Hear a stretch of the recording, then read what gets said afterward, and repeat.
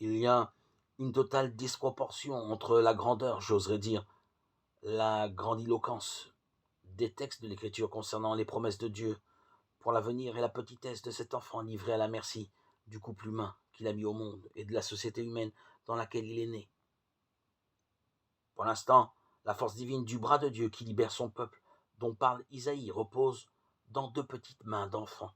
Quant au Nouveau Testament écrit tout entier à la lumière de la résurrection du Christ, il nous entraîne lui aussi sur des sommets qui nous semblent bien éloignés de la crèche de Bethléem, celui que la lettre aux Hébreux appelle l'héritier de toutes choses, né parmi les pauvres, celui que saint Jean appelle la lumière des hommes, est né dans la pénombre d'une étape, et celui qui est la parole de Dieu, créant le monde, a dû être mis au monde comme toute créature et devra, comme tout un chacun, apprendre à parler. Pas étonnant que les siens ne l'aient pas reconnu, pas étonnant non plus que ce soit les pauvres, les petits, qui aient le plus volontiers accueilli son message. Et pourtant, merveilleuse pédagogie de Dieu en ces temps qui sont les derniers, il nous invite à le contempler,